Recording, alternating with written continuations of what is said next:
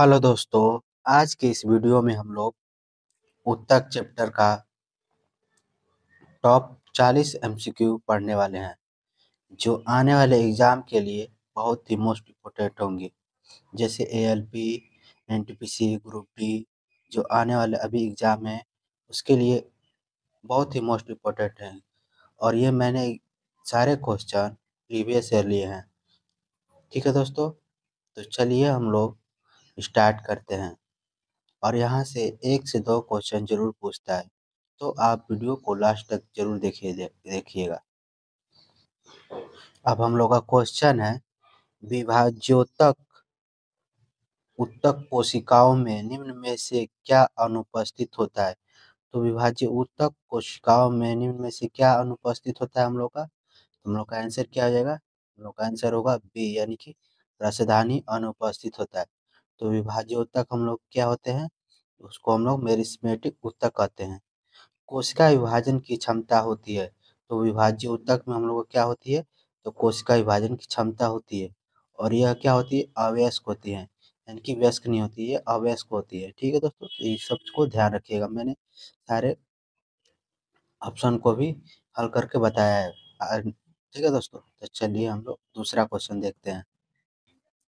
अब हम लोग का दूसरा क्वेश्चन है, इनमें से किस प्रकार की कोशिकाएं पादपों में संवहनी ऊतक के भाग नहीं है? तो हम लोग को संवहनी ऊतक के भाग नहीं है पादपों के, हमको बताना है।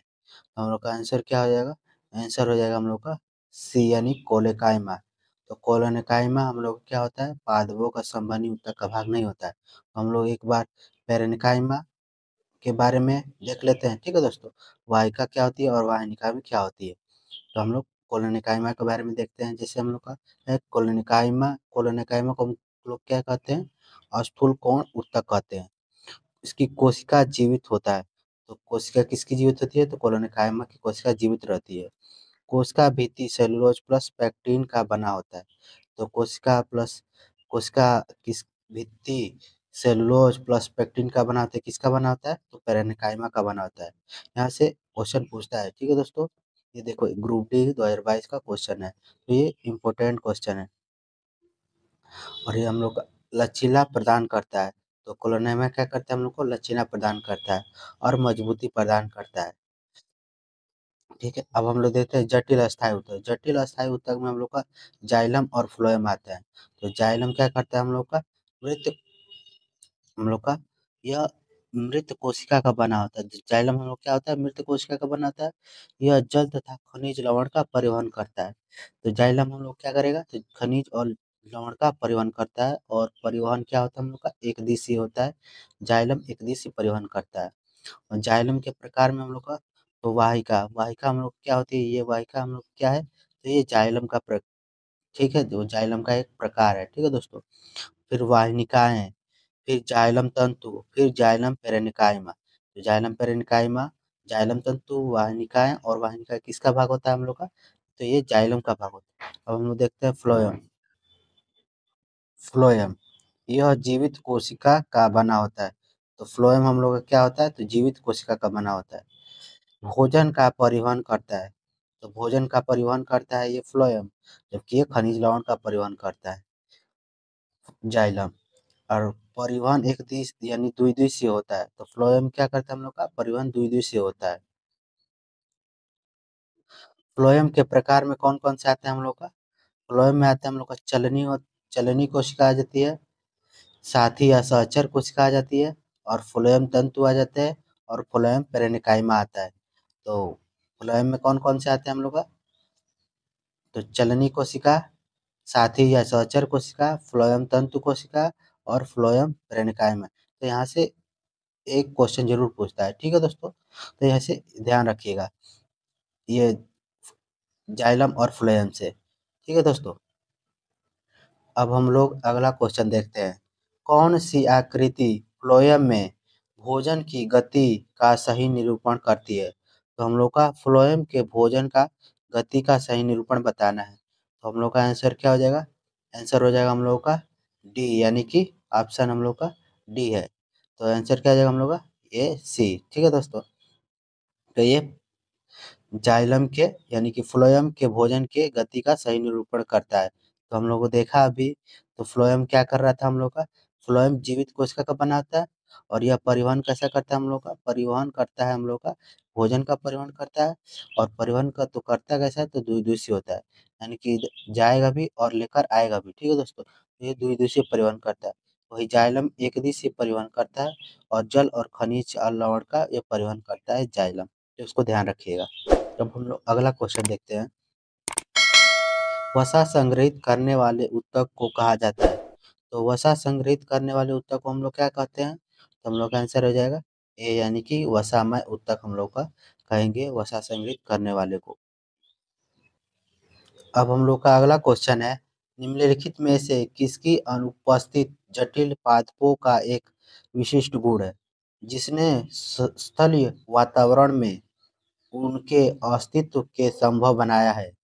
तो किस तो हम लोग का आंसर क्या आ जाएगा, जैसे हम लोग का है किसी की उपस्थिति जटिल पादपों का एक विशिष्ट गुण है जिसे स्थलीय वातावरण में उनके अस्तित्व को संभव बनाया। तो हम लोग का आंसर क्या आ जाएगा, यानी कि संवहनी ऊतक। तो संवहनी ऊतक ही हम लोग को एक एक स्थलीय वातावरण में उसके अस्तित्व को संभव बनाया है। अब हम लोग देख लेते हैं ये पेरेन्काइमा, ठीक है दोस्तों। पेरेन्काइमा के बारे में देख लेते हैं। जैसे हम लोग का पेरेन्काइमा यानी कि मृद ऊतक, तो यह क्लोरोप्लास्ट और क्लोरोफिल पाया जाता है। तो क्लोरोप्लास्ट और क्लोरोफिल किसमें पाया जाता है, तो पेरेन्काइमा में पाया जाता है। और प्रकाश संश्लेषण, पेरेन्काइमा क्या करता है, प्रकाश संश्लेषण भी करता है। भोजन निर्माण का कार्य तथा जमा स्टार्च के रूप में करता है। तो भोजन का निर्माण करता है और स्टार्च के रूप में जमा करता है। उत्सर्जित पदार्थ का निर्माण जैसे गोंद, टेनिन, रेजिन और लेटेक्स का निर्माण भी करता है पेरेन्काइमा। कोशिका जीवित होती है। तो पेरेन्काइमा की कोशिका क्या होती है, तो जीवित होती है। इसकी कोशिकाओं में कोशिकीय रिक्त स्थान सबसे अधिक होता है। तो किसकी कोशिकाओं में रिक्त स्थान सबसे अधिक होता है, तो पेरेन्काइमा में। तो इसको ध्यान रखते हुए चलिएगा, ठीक है दोस्तों। ग्रुप डी का क्वेश्चन हुआ है 2022 का, और ये भर भर के पूछा है 2022 में दोस्तों। कोशिका भित्ति सेलुलोज प्लस सेलुलोज का बना होता है। तो कोशिका भित्ति किसका बना होता है, सेलुलोज का। तो किसमें होता है, तो पेरेन्काइमा में। पेरेन्काइमा कोशिका भित्ति किसका बना होता है, तो सेलुलोज का बना होता है, ठीक है दोस्तों। इसको ध्यान रखिएगा। अब हम लोग का अगला क्वेश्चन है, निम्नलिखित चित्र ए और बी दोनों ही पौधों में पाए जाने वाले दृढ़ोत्तक यानी स्क्लेरेकाइमा को दर्शाता है, फिर भी उनकी संरचनाएं अलग क्यों हैं। तो हमको बताना है अनुप्रस्थ काट क्षेत्रफल और अनुदैर्ध्य काट क्षेत्रफल को बताना है, ठीक है दोस्तों। तो इसमें बताना है हम लोग का आंसर क्या आ जाएगा हम लोग का, तो आंसर हो जाएगा हम लोग का ए और बी, यानी कि डी, यानी कि अनुप्रस्थ काट का क्षेत्रफल ए है हम लोग का और बी हम लोग का अनुदैर्ध्य काट है। तो अनुदैर्ध्य काट खड़ा है हम लोग का, अनुप्रस्थ काट हम लोग का इस तरह है, ठीक है दोस्तों। अब हम लोग का अगला क्वेश्चन है, उस प्रक्रिया का नाम बताइए जिसके द्वारा प्रकाश संश्लेषण के विलय उत्पादों के पादपों के अन्य भागों में पहुंचाया जाता है। तो विलय उत्पादों को पादपों के अन्य भागों तक पहुंचाया जाता है किसके माध्यम से, तो हम लोग का आंसर क्या हो जाएगा, आंसर हो जाएगा सी, यानी कि स्थानांतरण यानी कि ट्रांसफार्मर के माध्यम से पहुंचाया जाता है। और विसरण क्या होता है हम लोग का, विसरण होता है घुलना, घुलना मिलना, ठीक है दोस्तों। तो विसरण मतलब किसी चीज को घुलना मिलना, तो वो घुल मिल जाएगा। और परासरण हम लोग देखते हैं, परासरण ये हम लोग का, परासरण यानी कि ऑस्मोसिस, ये एक ऐसी प्रक्रिया है जिसमें विलायक के अणु जैसे कि पानी एक अर्धपारगम्य झिल्ली झिल्ली के माध्यम में से उच्च सांद्रता वाले क्षेत्र से कम सांद्रता वाले क्षेत्र में जाते हैं। अब हम लोग का अगला क्वेश्चन है, निम्नलिखित में बाह्य त्वचा यानी कि एपिडर्मिस का कौन सा कार्य नहीं है। तो हमें बाह्य त्वचा एपिडर्मिस का कार्य नहीं है बताना है। तो हम लोग का आंसर क्या है, आंसर हो जाएगा सी, यानी कि जल संवहन हम लोग का बाह्य त्वचा एपिडर्मिस का कार्य नहीं है, ठीक है दोस्तों। और प्रतिकूल परिस्थितियों से बचाव ये एपिडर्मिस का कार्य है। गैसीय विनिमय करना हम लोग का एपिडर्मिस का भी कार्य है। और वाष्पोत्सर्जन करना भी एपिडर्मिस का कार्य है। अब हम लोग का अगला क्वेश्चन है, फ्लोएम में पाए जाने वाले निर्जीव पदार्थ है। तो फ्लोएम में पाए जाने वाले निर्जीव पदार्थ को बताना है हम लोग को। तो हम लोग का आंसर क्या हो जाएगा? आंसर हो जाएगा बी, यानी कि फ्लोएम तंतु। तो हम लोग का देखते हैं, सहचर कोशिकाएं, फ्लोएम हृदय और चलनी कोशिकाएं किसमें पाई जाती है। ये हम लोग का जटिल अस्थायी ऊतक है। तो जटिल अस्थायी ऊतक में हम लोग का ये जाइलम और फ्लोएम आते हैं। तो जाइलम और फ्लोएम, तो हम लोग का जाइलम में क्या पाया जाता है? तो जाइलम मृत कोशिका का बना होता है और जल और खनिज के परिवहन का लवण करता है। और परिवहन हम लोग क्या करता है? एकदिशीय होता है। तो हम लोग का इसमें कौन सा था जाइलम के प्रकार में हम लोग का? तो वाहिका, वाहिनिकाएं, जाइलम तंतु और जाइलम पेरेनिकाइमा। तो हम लोग का पूछा है फ्लोएम, तो हम लोग फ्लोएम देखते हैं। नहीं, हम लोग का फ्लोएम, फ्लोएम क्या करता है? तो जीवित कोशिका का बना होता है। फ्लोएम हम लोग का जीवित कोशिका होती है, भोजन का परिवहन करता है। तो फ्लोएम सिर्फ भोजन का परिवहन करता है। परिवहन द्विदिशीय होता है। और फ्लोएम के प्रकार में होता है कौन कौन सा हम लोग का? तो होता है चलनी कोशिका, साथ ही असहचर कोशिका, फ्लोएम तंतु और फ्लोएम पेरेनिकाइमा। तो हम लोग का पूछा था ये फ्लोएम में पाया जाना निर्जीव पदार्थ कौन सा था हम लोग का? तो फ्लोएम तंतु, यानी कि तीसरा है, यानी कि फ्लोएम तंतु। ठीक है दोस्तों। अब हम लोग का अगला क्वेश्चन है, खेत में उगे गन्ने के पौधे के अग्रभाग को यदि काट कर हटा दिया जाए तो भी यह पौधा लंबाई में बढ़ता रहता है। रगड़ना, ऐसा निम्नलिखित में से किस कारण होता है? तो अग्रभाग को यदि काट दिया जाए तो यह पौधा लंबाई में बढ़ता है, ऐसा किसके कारण होता है हम लोग का? तो अंतर्वेशी विभाज्य ऊतक, यानी कि ऑप्शन डी सही है। तो अंतर्वेशी विभाज्य ऊतक में हम लोग देखते हैं, यानी कि इंटरनरी मेसेमेटिक टिश्यू, यह तना के नोड पर पाया जाता है। तो अंतर्वेशी विभाजक कहाँ पाया जाता है हम लोग का? तो यह तना के नोड पर पाया जाता है। पर्णवृत्त और पुष्पवृत्त के पास पाया जाता है। तो पर्णवृत्त और पुष्पवृत्त के पास पाया जाता है अंतर्वेशी विभाजक। और लंबाई बढ़ाना अंतर्वेशी का काम है और प्राथमिक ऊतक हम लोग इसे कहते हैं। और नोट है हम लोग का, पौधे की आयु और रिंग वलय को गिनकर पता किया जाता है किसके द्वारा? अंतर्वेशी विभाजोत्तक के द्वारा। अब हम लोग का अगला क्वेश्चन है, निम्नलिखित में से किन ऊतकों में कोशिकाएं जीवित होती है? एक लंबी और कोनों पर अनियमित रूप से स्थूल होती है। तो हम लोग का आंसर क्या हो जाएगा? आंसर हो जाएगा डी, यानी कि कोलोनकाइमा। तो कोलोनकाइमा यानी कि ऊतकों की कोशिकाएं जीवित होती है और लंबी और कोनों पर क्या होती है? अनियमित रूप से स्थूल होती है कोलोनकाइमा की। अब हम लोग स्क्लेरोकाइमा, पेरेनिकाइमा और एरेनिकाइमा को फिर से एक बार देखते हैं। जैसे है कोलोनकाइमा, कोलोनकाइमा क्या कहते हैं हम लोग? स्थूल कोण ऊतक कहते हैं। और इसकी कोशिका जीवित होती है और कोशिका भित्ति सेलुलोज प्लस पेक्टिन का बना होता है कोलोनकाइमा का। और यह लचीला प्रदान करता है और मजबूती प्रदान करता है कोलोनकाइमा। और हम लोग पेरेनिकाइमा यानी कि मृदु ऊतक हम लोग इसे कहते हैं। और क्लोरोप्लास्ट तथा क्लोरोफिल पाया जाता है किसमें? तो पेरेनिकाइमा में क्लोरोप्लास्ट तथा क्लोरोफिल पाया जाता है। और प्रकाश संश्लेषण करता है पेरेनिकाइमा। भोजन का निर्माण का कार्य तथा जमा स्टार्च के रूप में होता है। तो पेरेनिकाइमा क्या करता है हम लोग का? तो भोजन का निर्माण कार्य करता है और जमा क्या करता है? स्टार्च के रूप में करता है। उत्सर्जित पदार्थ का निर्माण, जैसे हम लोग का गोंद, टेनिन, रेजिन और लेटेक्स के रूप में क्या करता है? पेरेनिकाइमा करता है, निर्माण करता है। और कोशिका जीवित होता है हम लोग का, इसकी कोशिका क्या होती है? तो जीवित होती है पेरेनिकाइमा की। और इसमें कोशिकाओं के कोष के रिक्त स्थान सबसे अधिक होता है। तो कोशिकाओं में रिक्त स्थान सबसे किसमें होता है अधिक? पेरेनिकाइमा में। और पेरेनिकाइमा क्या कहते हैं? कोशिका भित्ति सेलुलोज का बना होता है। पेरेनिकाइमा क्या होता है? तो सेलुलोज का बना होता है इसके कोशिका भित्ति। अब हम ले देते हैं स्क्लेरोकाइमा के बारे में। स्क्लेरोकाइमा को हम लोग को दृढ़ ऊतक कहते हैं। कोशिका मृत होती है, किसकी कोशिका मृत होती है हम लोग की? तो मृत कोशिका मृत होती है स्क्लेरोकाइमा की। इसमें कोश के रिक्त स्थान बहुत कम होता है। तो किसमें हम लोग का रिक्त स्थान बहुत कम होता है? तो स्क्लेरोकाइमा को ध्यान रखिएगा। कोशिका भित्ति सेलुलोज प्लस लिग्निन का बना होता है। तो कोशिका किसकी बनी होती है? तो कोशिका हम लोग की सेलुलोज प्लस लिग्निन का बना होता है ये। और इसमें क्या होता है? कठोर होती है, ये बहुत कठोर होती है स्क्लेरोकाइमा। और अखरोट का छिलका, नारियल का रेशा किसमें पाया जाता है हम लोग का? स्क्लेरोकाइमा के अंतर्गत ही पाया जाता है। पौधों के विभिन्न अंगों को सुरक्षा प्रदान करता है ये स्क्लेरोकाइमा। नोट है हम लोग का, वैसे पेरेन्काइमा जिसमें क्लोरोफिल पाया जाता है उसे हम लोग क्या कहते हैं, क्लोरेन्काइमा। और वैसे पेरेन्काइमा जिसमें रिक्त स्थान में हवा भरा रहता है उसे हम लोग क्या कहते हैं, एरेन्काइमा। ठीक है दोस्तों, तो इसको ध्यान रखिएगा सब, ये इम्पोर्टेंट है सब। अगला क्वेश्चन है, निम्नलिखित में से किन अस्थायी ऊतकों में कोशिकाएं मृत होती है? तो कोशिकाएं किसकी मृत होती है? तो हम लोग का आंसर क्या आ जाएगा, आंसर हो जाएगा सी, यानी कि स्क्लेरेकाइमा। तो स्क्लेरेकाइमा की कोशिकाएं क्या होती है, तो हम लोग की मृत होती है। और अब देखते हैं, जैसे स्क्लेरेकाइमा हम लोग का ये दृढ़ ऊतक कहते हैं, तो इसकी कोशिका क्या होती है, हम लोग की मृत होती है। और यह कोशिकीय रिक्त स्थान बहुत ही कम होता है, तो इसके स्क्लेरेकाइमा के रिक्त स्थान बहुत कम होता है। कोशिका भी सेलुलोज प्लस लिग्निन का बना होता है। स्क्लेरेकाइमा का क्या होता है, सेलुलोज प्लस लिग्निन का बना होता है।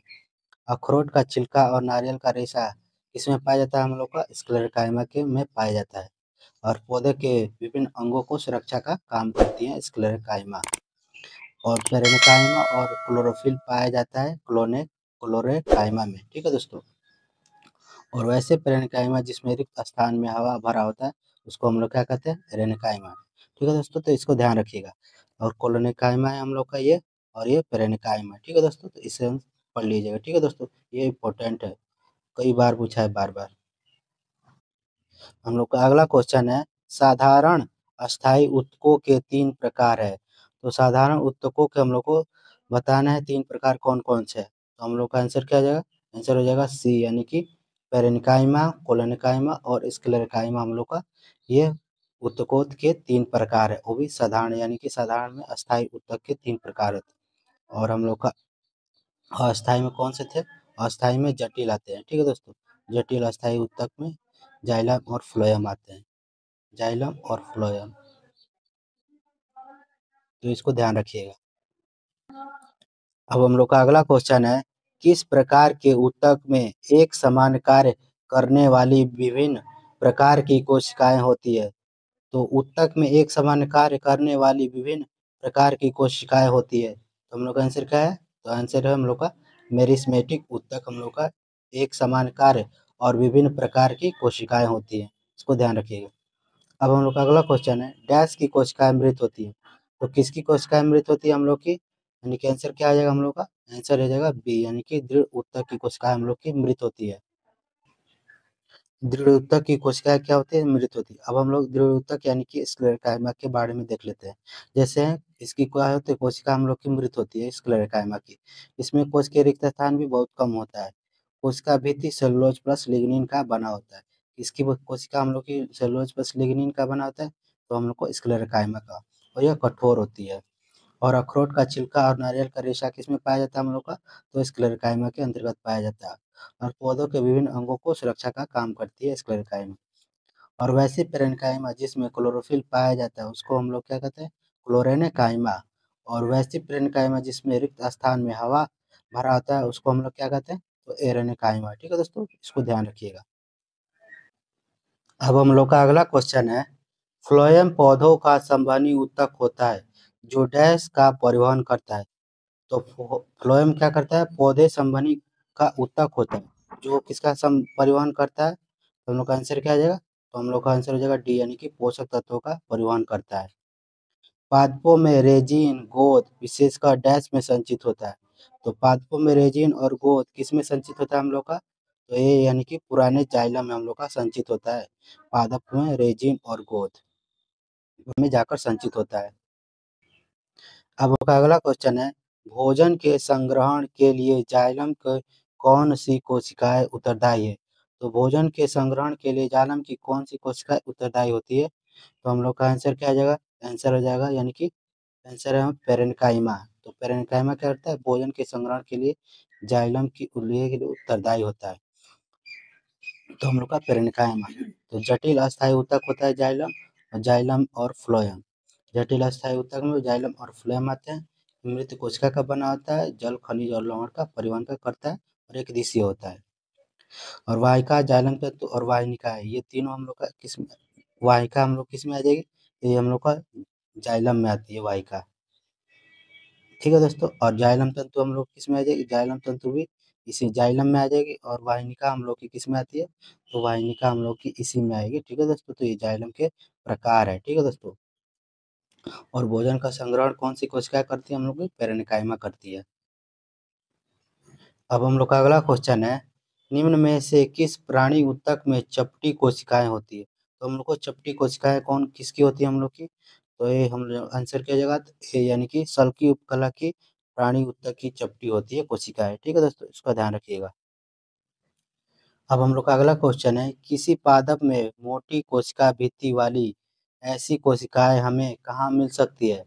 तो किसी पादप में मोटी कोशिका भित्ति वाली ऐसी कोशिका हमें कहाँ मिलती है, तो मोटी कोशिका को बताना है कहाँ मिलती है हम लोग की। तो हम लोग का आंसर क्या है, आंसर है हम लोग का डी, यानी कि फ्लोएम में हम लोग की ऐसी मोटी कोशिका भित्ति वाली पाई जाती है। ठीक है दोस्तों, अब हम लोग का अगला क्वेश्चन है, चलनी पट्टिकाएं डैश में पाई जाती है। तो चलनी पट्टिकाएं हम लोग की किस में पाई जाती है, तो हम लोग का आंसर क्या आ जाएगा, आंसर हो जाएगा बी, यानी कि फ्लोएम नली कोशिकाओं में हम लोग की चलनी पट्टिकाएं पाई जाती है। तो हम लोग का जटिल अस्थायी ऊतक में था हम लोग का जाइलम और फ्लोएम, तो हम लोग का चलनी यानी कि फ्लोएम नली कोशिकाएं किस में पाई जाती है, तो फ्लोएम के प्रकार में पाई जाती है।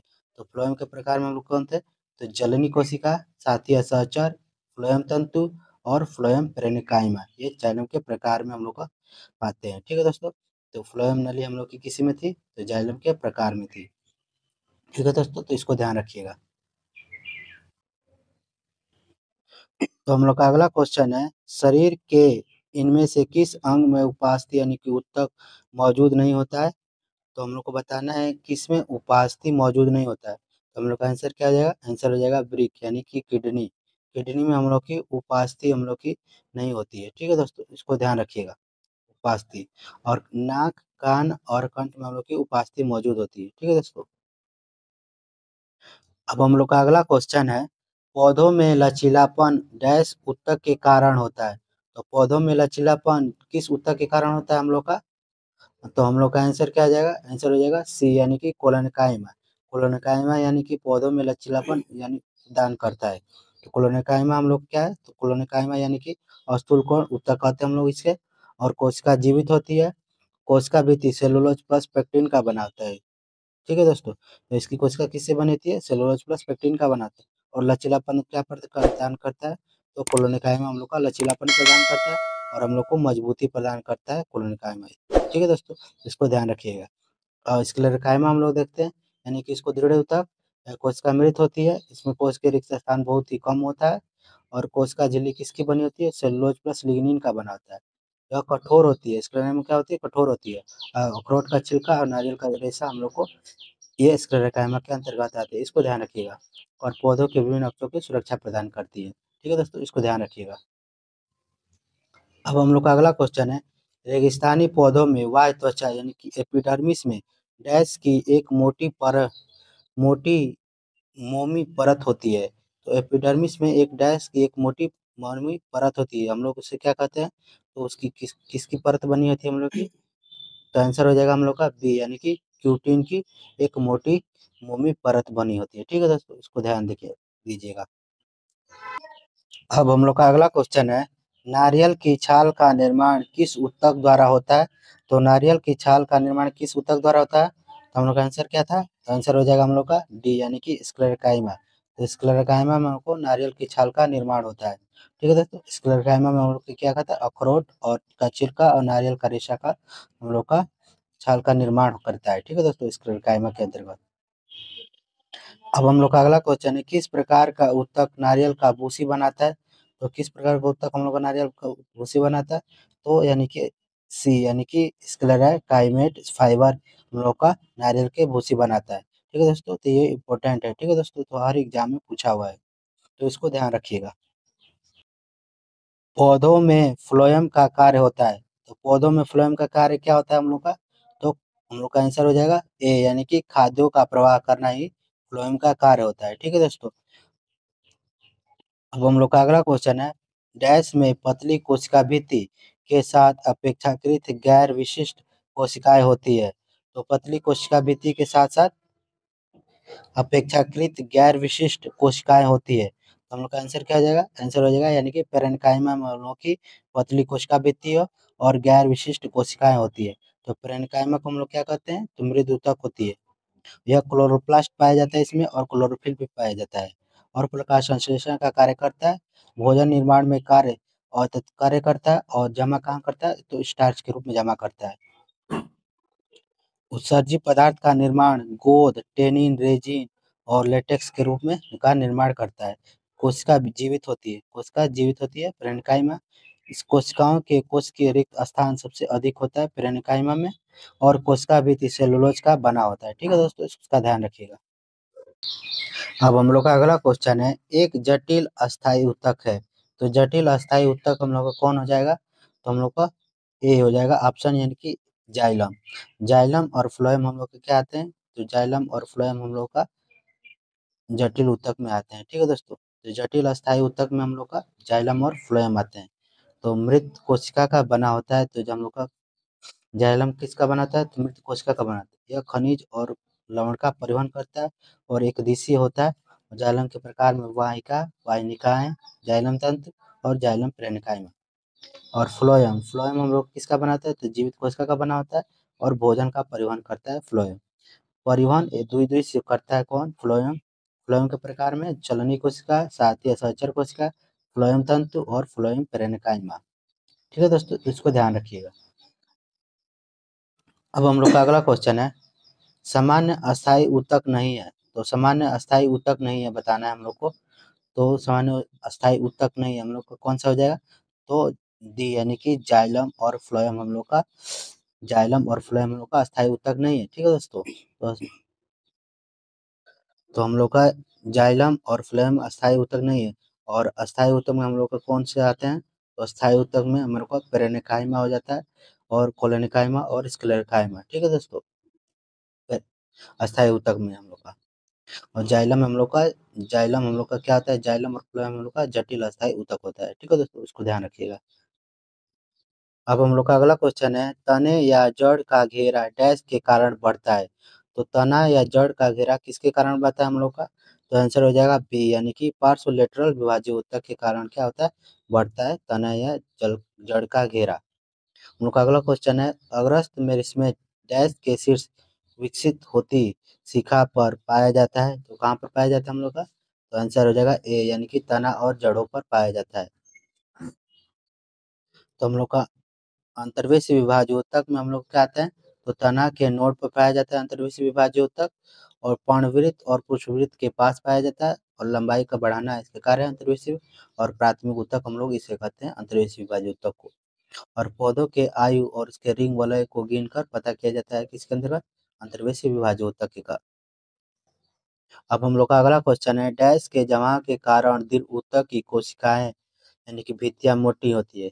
तो किसके कारण हम लोग की मोटी होती है कोशिका भित्ति? तो हम लोग का आंसर हो जाएगा ए, यानी कि लिग्निन के कारण कोशिका भित्ति मोटी होती है। अगला क्वेश्चन है, इनमें से कौन सी कोशिकाएं जड़ों में पौधों के अन्य भागों तक जल का परिवहन करता है? तो जल का परिवहन कौन करता है हम लोग का? तो आंसर हो जाएगा डी, यानी कि जाइलम पर जल का परिवहन करता है। और फ्लोएम क्या करता है? तो खनिज हम लोग का खनिज और फ्लोएम का करता है तो खनिज और लवण का हम लोग का परिवहन करता है फ्लोएम। ठीक है दोस्तों, इसको ध्यान रखिएगा। थैंक यू दोस्तों। अगर वीडियो